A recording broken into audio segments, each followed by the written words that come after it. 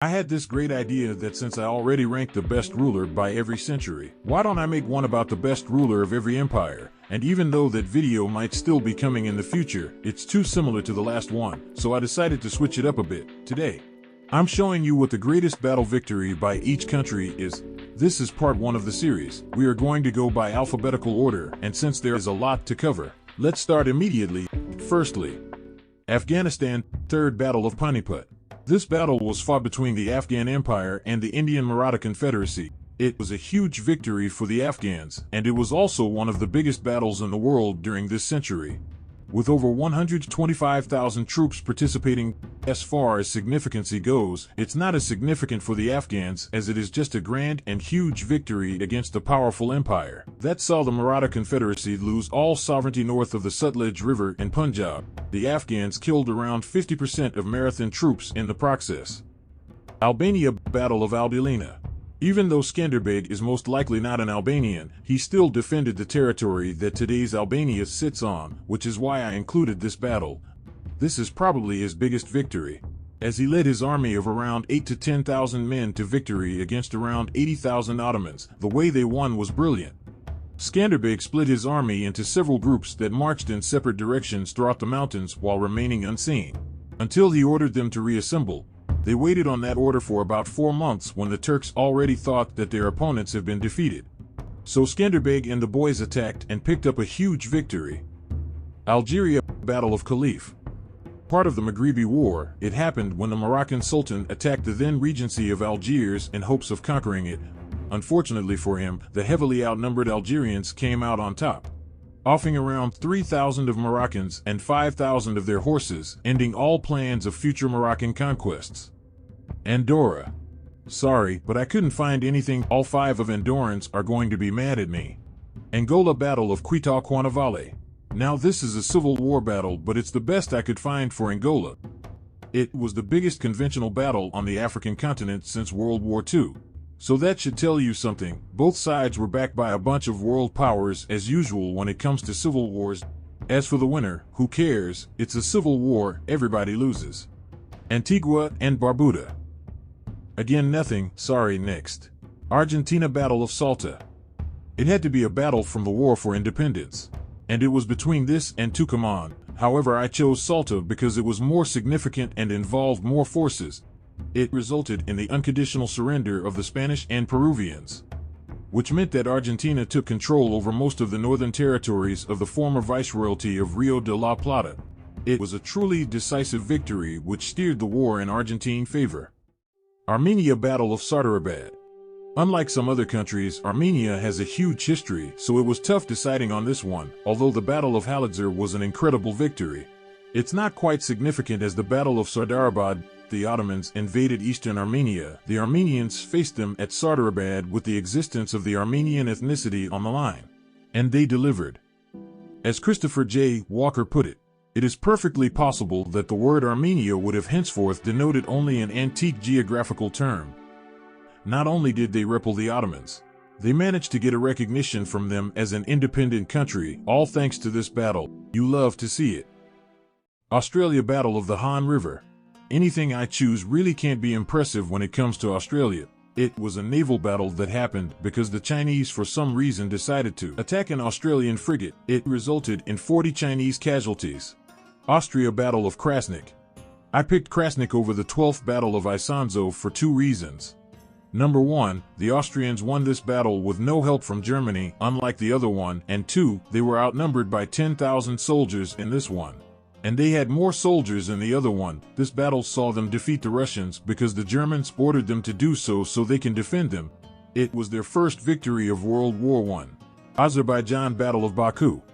It's because of this battle that Baku is the capital of the country today. Azerbaijanis, along with the Ottoman Turks, successfully kicked the Russians out of Baku, ending the Caucasus campaign. But starting the Armenian-Azerbaijani War, this would be a great victory if it wasn't for the Armenian civilian casualties in the aftermath of the battle. Bahamas. Next, Bahrain, Battle of Kakakira. This naval battle saw Bahrain and Kuwait united against the Emirate of Diriyah. The Diriyah king sent an invasion in retaliation because the ruler of Bahrain renounced his rule. 60 ships set sail to Bahrain, and even though they didn't do that bad in battle, they still lost around 300 troops and were then forced to withdraw to defend Diriyah against its own invader, the Ottoman Empire. Bangladesh Battle of Hilli. The Bangladeshi Liberation War saw many great battles, but this one is the most significant. The Bangladeshi and Indians faced the Pakistanis, and even though they were heavily outnumbered, Pakistanis put up a good fight. The significance of this battle is immense, given the fact that fighters from both sides earned their country's highest military honors. Barbados. Next, Belarus. The Second Battle of Polotsk. This battle happened during the Napoleonic invasion of Russia, so you know it was a French defeat. It saw Russia end all future French operations on the territory of Belarus. And taking the city of Polotsk, even though the Russians had more casualties, this is considered one of the biggest victories throughout the whole invasion. Belgium Battle of the Yser. This victory was significant in a sense that Belgium managed to defend itself from a German advance and subsequently managed to keep a small piece of independent territory, even though around 95% of the Belgian territory was still under German occupation. It saw 52,000 Belgians along with French and the British defeat 60 to 80,000 Germans. King Albert was proclaimed a national hero after this battle.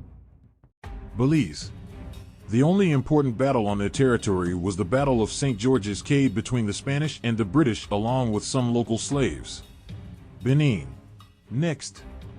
Bhutan. Second Tibetan invasion of Bhutan. Can a battle have more significance than enabling the creation of a nation? Because that's exactly what Nawang Namgyal did after winning this battle against Tibetans. It was somewhat of a Pyrrhus victory, with his regime almost collapsing, and even though the Tibetans were repelled, they remained a constant threat to him and his ambition of building independent national identity. Bolivia Battle of Ayacucho. Not only did this victory ensure Bolivian independence, it also ensured the end of all Spanish rule in South America. Even though the Spanish were a bit larger in number, the South American forces led by Antonio de Sucre, the future Bolivian president, beat them pretty convincingly. They also named the Bolivian capital after de Sucre.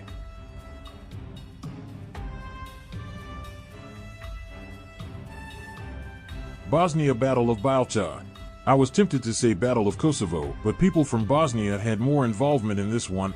The Ottomans started plundering the southern lands of the kingdom, so the Bosnian king was forced to send his most trusted general, Grand Duke Vlako Vukovic. He repelled the Ottomans with some 7,000 men against around 18,000 Turks. This battle postponed the fall of the Bosnian kingdom for almost 80 years as the Ottomans were forced to retreat.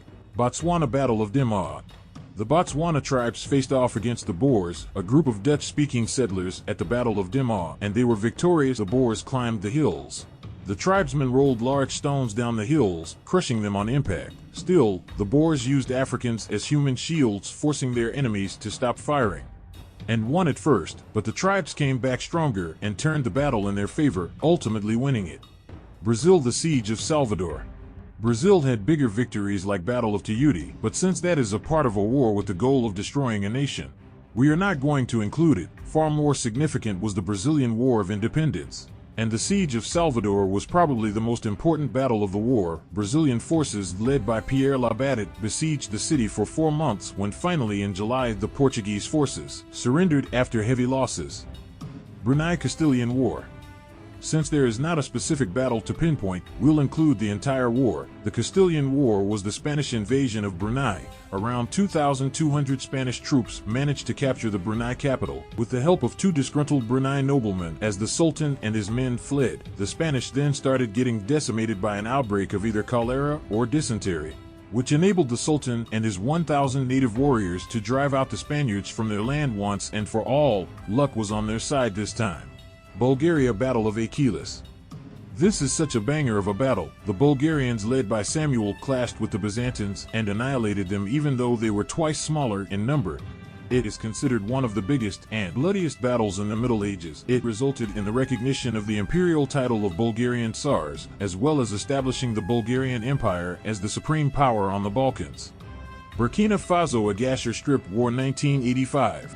Best I can do for Burkina Faso is the Agassar Strip War, which was fought against Mali over a small portion of land. The only problem is it wasn't really a victory but a ceasefire. As the land was split between the two countries, I guess it counts. Burundi. Burundi only has civil wars and one conflict involving a G word, so I'm going to stay out of this one. Ivory Coast. Same as Burundi, civil wars only which are too controversial to get into. Cambodia Spanish War. Those damn Spanish again, them and the Portuguese tried to not only conquer Cambodia, but to Christianize the entire population. They were actually called for help by the Cambodian king in a different conflict. But the classic Spanish tried to colonize them instead. They even managed to put their own king on the throne, but were later defeated in such fashion that only one Spaniard survived. Cameroon Fulani War. Basically what happened was the Cameroonian leader Fodio assembled an Islamic army to lead a jihad against the Hausa kingdoms of North Nigeria. His forces slowly took over more and more of the Hausa kingdoms, until finally sacking the strongest one, Gobir. The war resulted in the creation of the Sokoto Caliphate, which became one of the largest states in Africa in the 19th century. Canada Battle of Vimy Ridge. A battle where Canadians only fought literally does not exist apparently, so I guess Vimy Ridge is their most important one. This was a sub-battle to the Battle of Arras, and it saw Germans beaten by an army that was at least 4 times their size. The battle wasn't even that significant, as the Germans didn't even count it as a loss, rather as a draw at worst. Central African Republic. Next. Chad Toyota War. Toyota War was the last stage of the Chadian-Libyan conflict. The war takes its name from the Toyota pickup trucks used, which provided mobility for the Chadian troops. The war began with the Libyan occupation of northern Chad in 1983, while the Libyans also supported a possible coup against Chadian president. The Libyans apparently lost 1/10 of their army, and $1.5 billion lost in equipment. Chad lost only around 1,000 men. Chile Battle of Maipú.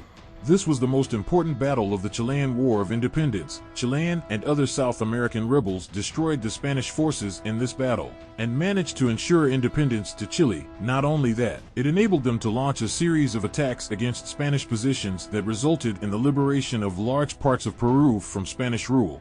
China Battle of Fei River. China is obviously super hard to decide, but I went with this one. The Qing dynasty was crushed by the heavily outnumbered Jin dynasty forces, which resulted in the collapse of the former Qing Empire. By Jin records, they faced off against close to 900,000 troops, but that's most likely exaggerated. Fun fact.